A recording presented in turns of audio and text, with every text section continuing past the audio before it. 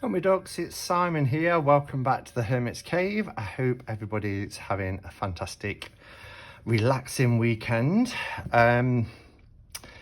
So I've come on today to have a bit of a look at the Rota Mundi Tarot, the Rosicrucian Arcanum. A little bit of a backstory. I'm very fortunate, Red Feather send me decks to review, but I do get to say yay or nay to them. And when I saw this deck, initially I was quite daunted by it because, as I've mentioned many times before on my channel, I'm not by any shadow any shape or form familiar with, comfortable with, or have much knowledge at all around Kabbalah and the Tree of Life. Just in the same way that I don't have a lot of knowledge around astrology. I get that the tarot, particularly over the last 100 years, has, had those associations through things like the Golden Dawn, etc. However, I've got by for the last 34 years now without having that extensive knowledge of Kabbalah, astrology. And as we mentioned before, there are those people who will say that the two are intrinsically kind of linked and you should have that knowledge. Others will say you can read decks intuitively. What I say is whatever works for you. If you want to work with the Hebrew alphabet, astrology, Kabbalah, that's great. But if you don't have that knowledge, like I don't or didn't, don't let that put you off learning the tarot,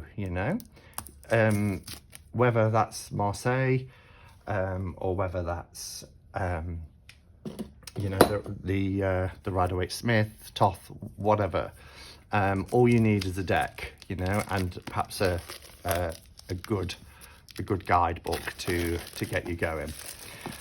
But so the reason why I decided to accept this is because it was due to come at the beginning of summer. And this, for me, again, everything I say on my channel is about me and my kind of thoughts and views and understandings around the tarot. Is that, I wanted this as a study deck because it is quite, or it felt quite daunting for me, using systems and kind of correspondences that I'm not familiar with. So I thought, well, I go away a couple of times during the summer. The second one in particular is very relaxing. It's by the sea, lots of downtime.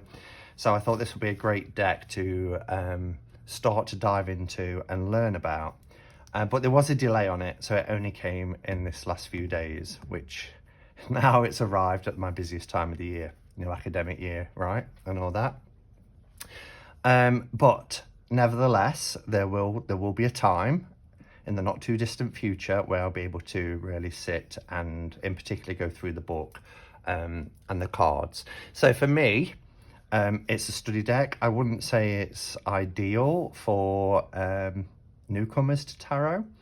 That said, you might be newcomer to tarot but have extensive knowledge around Kabbalah and the Tree of Life and alchemy and all that kind of wonderful stuff. The box did come very dinged up. It was in a cardboard sleeve, but yeah, it's got quite nasty, but it's the box. The artwork for this deck looks phenomenal from what I have seen of it. I've seen no walkthroughs of this because it's out this year, 2021. I don't know if anybody's done any yet, but certainly I hadn't seen any when I last looked a week or two ago. So it says, this innovative tarot deck and comprehensive guidebook offer a seamless integration of Kabbalistic, alchemical and Judeo-Christian mysticism and provides a scholarly synthesis of occult knowledge. And just that paragraph there, you know, at first it's kind of like, oh, these are all the things I'm not that comfortable with.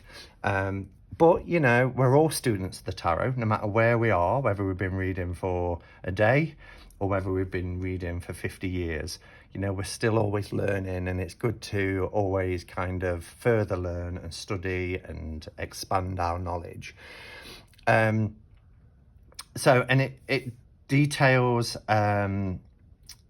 it contains, a detailed examination of the symbolism within the tarot, and elucidates the connections between the tarot and its association with the Hebrew alphabet contained in the Sefer, now I'm probably say this wrong, but the Sefer Yetzirah. It traces the separate evolutions of the alchemy, Kabbalah, and tarot, and demonstrates how they were united into a single and complete system of mysticism. It reveals the secret interpretations of the Rider-Waite tarot deck by examining his other works, and shows how the designs for the card lines up with the 32 paths of wisdom of the Kabbalah to form the structure of the occult tarot. So what the deck purports to do is to look at the Kabbalah tree of life with the 10 Sephiroth and the 32 paths that connect and interconnect those Sephiroths. But there are other cards in there as well, that refer to alchemy. There's other associations to the tree of life. There is those biblical references, or as it's put here. Where was it put? Oh, I'm looking in the small text for it. It's actually in the larger text. The Judeo-Christian mysticism. So it's a nice box, as we're used to getting now from Red Feather. So it has this magnetic closure at the side. It says the Rota Mundi Tarot, the Rosicrucian Arcanum, and it's by Daniel E. Loeb. And he worked on another deck. I think it was an alchemical deck, woodcut tarot, something like that. So I like this black. Wow, this is a chunky book, a really chunky book. And as I expected, you know, there's a lot of information contained in here. The cards are split into two. It's not always my favorite way to, but they're lovely. It's not my favorite way to lay out the cards, but because you always get that gap, that separation, even when shuffled, really. But I'm going to put the cards, let's take the bands off them to one side just for now. These are amazing in terms of their quality. Schiffer Red Feather are fast becoming my favourite in terms of the quality of their products. They're beautiful cardstock, matte, gorgeous gilding. We're getting more and more decks from them like this now. You know, and I've heard people talk about in the community quite recently, like, is cardstock important? For reading tarot, no, it's not. It's not important. You know, it doesn't matter if they're written on little bits of paper. But the aesthetic, the feel of a deck can help you bond with a deck, if that makes sense. And I think sometimes when we've got lovely cards to work with, and, you know, it's a sensory process as well as an intuitive one. So that's my response. I've got some hot chocolate. Belgian mint hot chocolate. And it's options, so it's a low-calorie one, which I'm allowed to have. All right, so Rota Mundi Tarot, the Rosicrucian Arcanum by Red Feather. Lots of information here. Copyright 2021. So you can see here we've got chapter 1, which is around Rota Mundi Tarot. Chapter 2, the chemical wedding of Christian. What is that? Rosenkreutz. So it breaks it down here. So the cards that are about alchemy, the cards that are about Kabbalah, and then we've got the associations here. So it's starting here, and here you can see 3 of Wands is linked to Bina. So that's really interesting, and it's nice to have this as also, you know, it's contents, but also as a quick reference too. This looks like a very kind of academic study, which is, you know, which is what you're going to want. There's a lot in here, information about the Kabbalah, Jewish mysticism that was used by those who sought a deeper understanding of God and the scriptures. So there's lots of history and background. Where do we get to the cards? The tarot starts at page 72, history and development. There's quotes here from the pictorial key to the tarot, structures of the tarot. So we've got the symbols here. So the staffs, that's where it corresponds with the Hebrew alphabet. Interesting.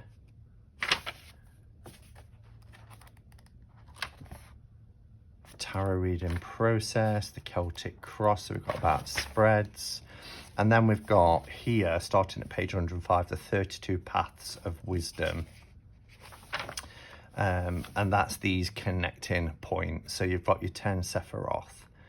And it starts with the Ace of Wands, Kether. So then we go through each of them. 2 of Wands, there's a lot of information. So do you see here with the, let me try and find where I was. So we'll start here. We've got all this information and then the correspondence with the Hebrew alphabet. So lots of information here. 3 of Wands, Bina, all this information, the Hebrew alphabet, Gimel. Yeah, and so it goes through each of the cards. Death, which is path 24. Again, this isn't going to correspond with the numbers that you're used to with the tarot.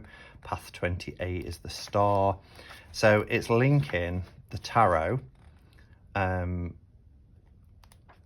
with Kabbalah and alchemy, etc. So huge book. I say huge, 255 pages, but there's a lot of information on these pages. But for me, that is a must. This book is a must if I'm going to work with this deck. There will be a flip through at the end. Normally I do a flip through first and then come back and share my thoughts on the cards, but I think what I'm going to do now is leave the flip through until the end. So if you want to go straight to that, just move the little, I never know what that's called, you know, the little sliding bar to where it says flip through, and then you'll be able to just have a look if that's what you're interested in. So as I said, the card stock is phenomenal. Really, really lovely. This nice matte, it is of a kind of a sheen. These are the backs, which are reversible. And you can see, so let's have a look. I'm going to pause and make it a little bit closer so you can have a look. Okay, so hopefully that's okay, and the lighting is okay, and everything like that. So beautiful. As I said, the cardstock is beautiful. Really, really nice. I think this has got to be at least 400 GSM. It's one of the thickest ones I have. It's chunky deck. The gilding is beautiful as well. So looking at this and having very limited information about this deck prior, because as I said, I've not seen any walkthroughs or anything, it breaks down kind of, and again, just having a quick skim through how it links with Rider-Waite-Smith, but also other aspects and elements of the tarot. So it might be easier to separate this off because you'll see here we're starting with the Fool, which is 0, but it's number 11 here, And that's because it is linked, as you can see here, Kether to Shokma. That's the path between, you know, those two Sephiroth, Kether to Shokma. So there are 22, and this is again why, you know, it's been linked with the tarot, 22 connecting paths or wisdoms that make up the Kabbalah Tree of Life, and then the 10 Sephiroths. So that's 32 cards. So if I count these out, let's have a look. 1, 2, 3, 4, 5, 6, 7, 8, 9, 10, 11, 12, 13, 14, 15, 16, 17, 18, 20, 21, 22. Yes, and then we go to so that's our paths, and then we should have 10, and it starts with Kether, the crown. 1, 2, 3, 4. Notice the colour associations as well. 4, 5, 6, 7, 8, 9, 10. So that's the 10 Sephiroth. And then we've got the Lover's Journey, which I love. I love this. You know, we've got the Lovers, an association with the Devil. Of course, we've got the Two of Cups. I never really thought about Judgment in that. So that's going to be interesting to read up on the book. And then the Oral, Written and Applied. I like that, Oral, Written and Applied. Those two cards. And then we have alchemy cards.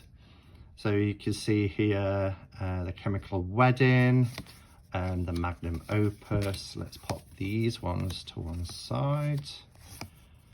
Oh, look at that.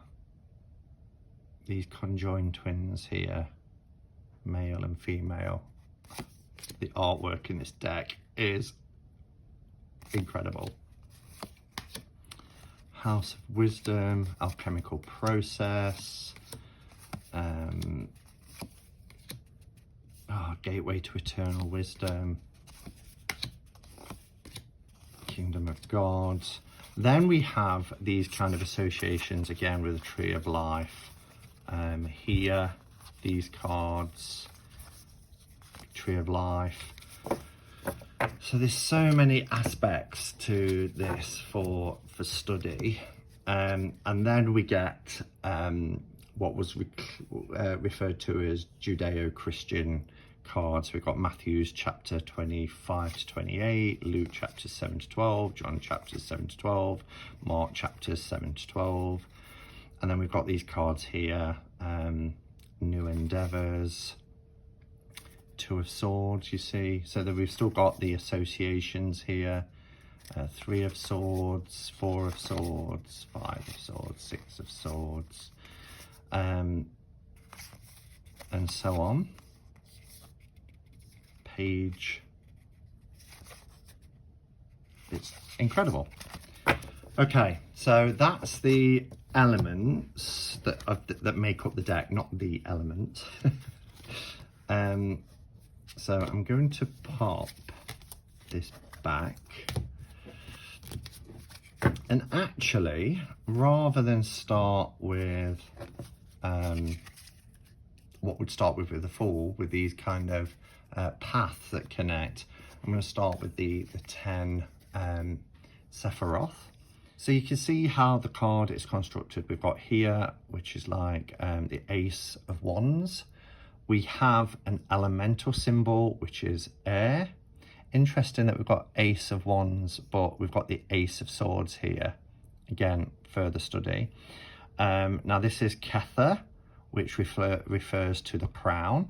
So it says here Kether crown. So we get the associations listed here as well. The name of God, the element, root of air, tarot cards, the Ace and Kings. The colour is white, and the intelligence is hidden, mystical.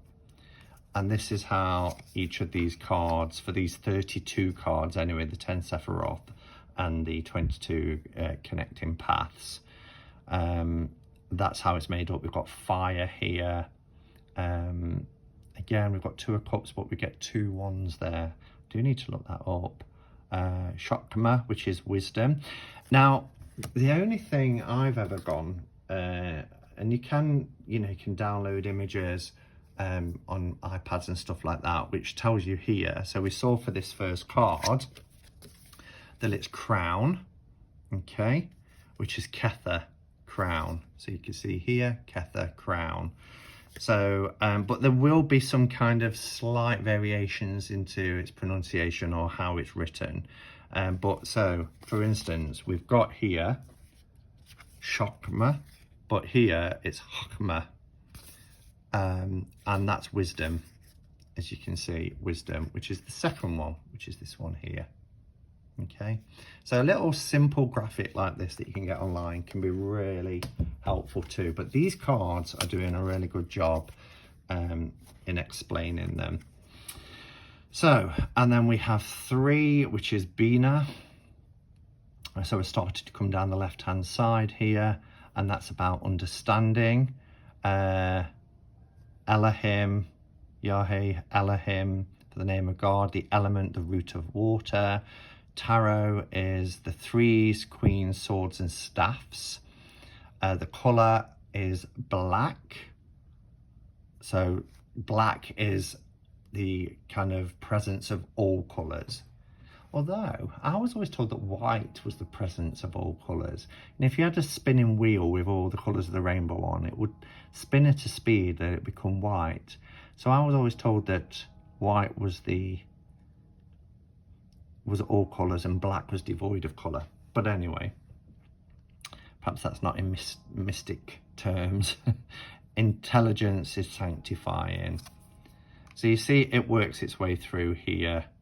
Chesed, which is mercy. Do you see here colour association is red. Strength is the association there. Tippereth, beauty. Colour is yellow or gold. And it doesn't, we are going between cups, swords, and we're into pentacles, but it's still showing the 6 rods here. Netzach. I'm probably pronouncing these wrong. We've got fire, green, so you can see the colour association. And so it goes through for each of the 10 Sephiroth. Finishing at the bottom here with Malkuth, which is the kingdom, the name of God. I can't even pronounce that. Element is earth. Cards is 10s and pages. So it's more than just this 10. I think that's why they're using an association, but it's the 10s and the pages. The colour is citrine. Intelligence is resplendent. So that's the so I just had a notification pop up then, remind me to go and buy some birthday cards. And then we have the same here through each of the connecting paths. Okay, so we start with Aleph, which is the fall, and it goes through very similar, but it connects them too. So our high priestess, which is the letter Gimel, but it's Kether to Tifereth. Okay, it's really interesting, really fascinating, more so than I thought it would be. And there's so much that has gone into this, really, particularly the book. The book is very detailed, as it should be for study purposes, but a lot of research, you can see a lot of research has gone into it.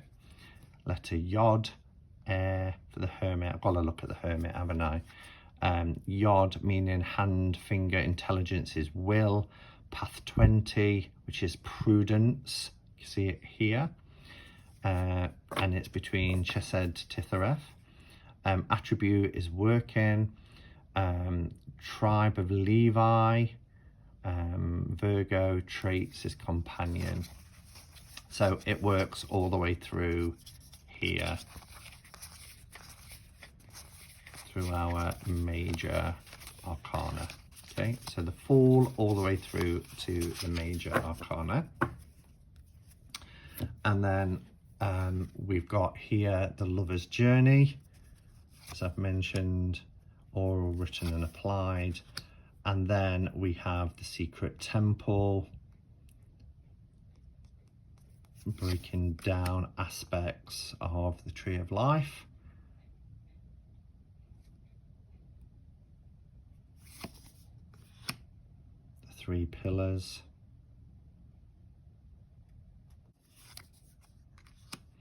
We have Tetragrammaton, Pentagrammaton. Interesting, isn't it? Seal of Solomon. The 7 lampstands. Again, it's mentioning, you know, Hod. We've got Bina. Yeah, I was gonna say I can't read that writing, but not that it's tiny, but it's in Hebrew. The feminine triangle, notice, is pointing down. The masculine triangle is pointing up.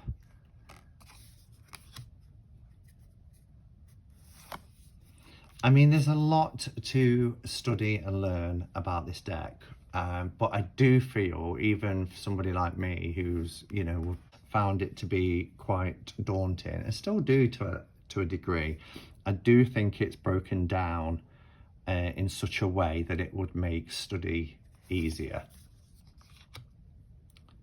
I love these cards. I think these are the Chemical Wedding.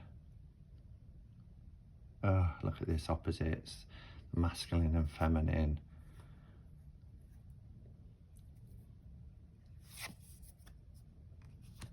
The Magnum Opus. Solvet Coagula.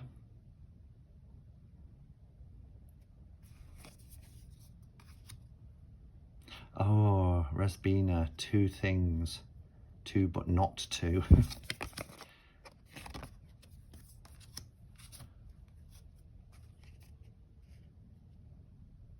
I'm not quite sure how you pronounce that, but it's the conjoining, isn't it?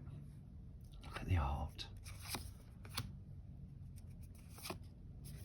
Okay, so I think what I'm going to do is now do the flip through. We've got the alchemical process here, which is our 7 of Cups.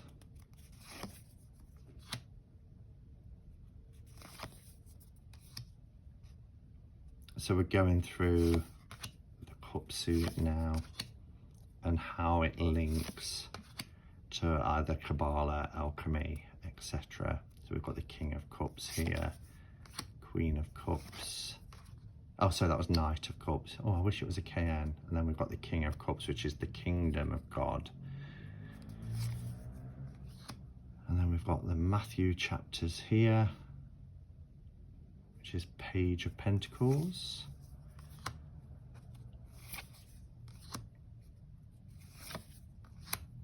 Wow, look at this. New Endeavor.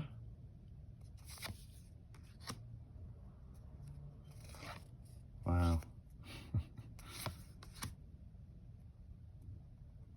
Rectification.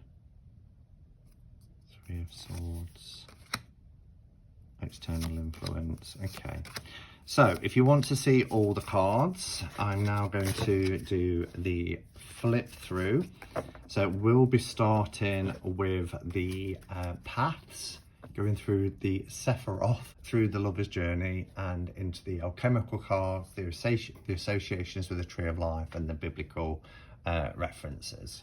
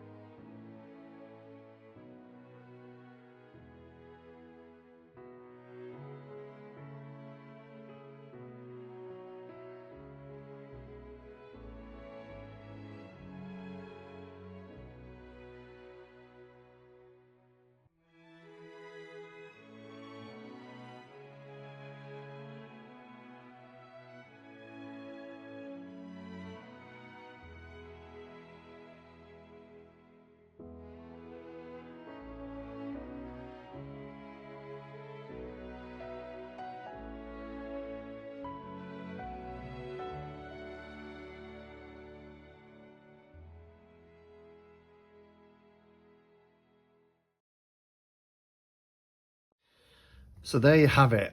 That's all of the cards. My first impressions, if I'm honest, my first impression is somewhere between wow and yikes. But you know what? As I said at the beginning, we are all students of tarot, all of us. Don't matter how long we've been reading for. And it is really good to keep expanding our knowledge and our awareness. Whether that means, you know, after I've studied about Kabbalah, I start to apply it to my readings, it probably will. Same way as when I started to learn about numerology, that really influences my readings now when working with RWS. This is a fantastic deck. In terms of the quality of the product, you know, Red Feather now are producing decks that are of the same quality as independently produced decks, and I never thought I'd see that from a mass market sort of publisher. So kudos to them for this, you know, because if this came as an indie deck, we'd be like, wow, this is incredible. So with it being mass market, I'm not quite sure actually how much this retails at. Let's have a look. So it's $34.99 in terms of dollars, which would be around £28, I think, in sterling. But for the quality of this deck and the information that's in this guidebook, I think it's really worth that. What else would I say? Again, I always feel a little bit cautious about saying this deck is for, you know, people have been reading X amount of times, or this deck isn't for newbies. What I would say is, for me, this is a study deck, first and foremost. Will I use it for readings? Probably not. Certainly not for other people until, you know, I've studied it and I'm comfortable using it. It fascinates me, it intrigues me. I think the art, particularly in some of the later cards, is just breathtaking. And I just love it.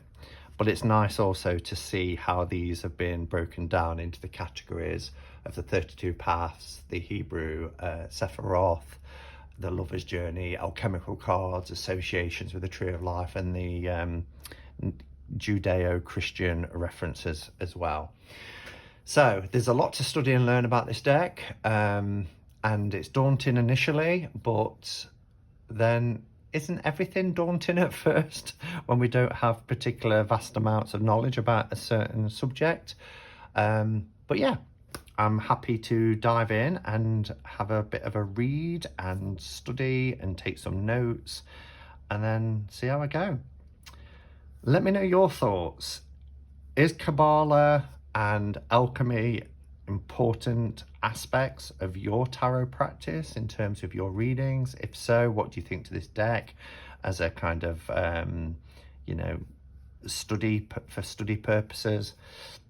Is it something you're also looking at expanding your knowledge on, and do you feel that this deck would be good for you in that respect? Do let me know your thoughts in the comments below. Thank you for watching. I hope I didn't make too much of a hash of that.